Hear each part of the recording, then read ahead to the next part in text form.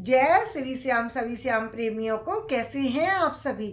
आशा करती हूँ मेरे बांके बिहारी जी की कृपा से आप सभी कुशल होंगे। मकर संक्रांति पर हम सभी अपनी सामर्थ्य के अनुसार दान करते हैं, सेवा करते हैं, क्योंकि इस दिन जो भी चीज़ों का हम दान करते हैं वो हमें अगले जन्म में भी मिलती है। इस दिन किया हुआ जो दान पुण्य है अच्छे गुना होकर हमें प्राप्त होता है। तो इसलिए हम सभी इस दिन दान करते हैं और इस दिन से हम सभी कुछ ना कुछ नियम भी ज़रूर उठाते हैं। तो बहुत सारे नियम हैं जो कि मैं पहले बता चुकी हूँ, जैसे मांग भरवाने का नियम, चिड़िया चुगा का नियम, गाय को सहेली बनाने का नियम, सूरज लोटा का नियम। आज के वीडियो में बता रही हूँ आपको संक्रांत से उठाने वाला दिया बाती का नियम। संक्रांत से दिया बाती का नियम उठाया जाता है। तो ये दिया बाती का नियम कैसे उठाया जाता है?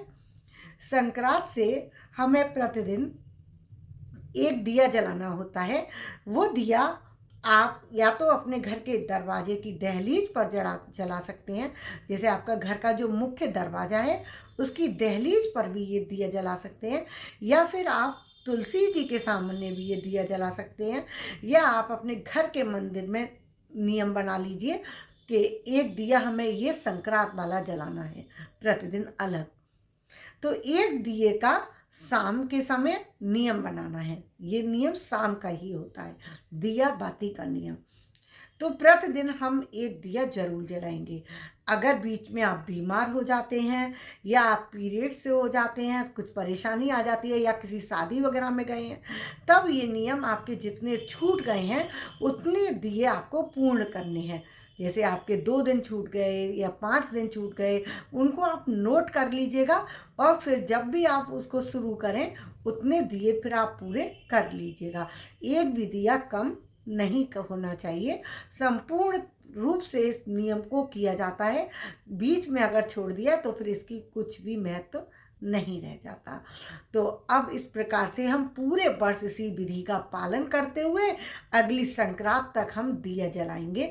शाम के समय चाहे तो दहलीज पर, घर के मुख्य द्वार पर, माता लक्ष्मी के रूप में, तुलसी महारानी के सामने, या फिर अपने घर के मंदिर में, या किसी और घर मंदिर में जाकर कहीं पर भी आपने नियम उठा लिया।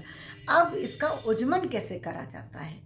उज्जमन करने के लिए सबसे जरूरी चीज है, इसमें हमें चांदी का एक दिया चाहिए होता है और खोए के इसमें 365 दिए बनाए जाते हैं। 365 खोया और तिल मिलाकर, जैसे लड्डू बनता है ना, तो लड्डू ना बनाकर लड्डू के बीच में इस तरीके से ऐसे आप एक गड्ढा कर देंगे अंगूठे से, तो वो दिए का आकार ले लेगा। खोए का जो लड्डू है उसमें बीच में आप दबा देंगे तो वो दिए का आकार ले लेगा। तो 365 इस प्रकार खोए के लड्डू, खोए के दिए और एक चांदी का दिया लेना है। साड़ी लेनी है, श्रृंगार का सामान लेना है, दक्षिणा लेनी है। इस प्रकार इन सब चीज़ों को मंस कर फिर हम इनको दान कर देते हैं।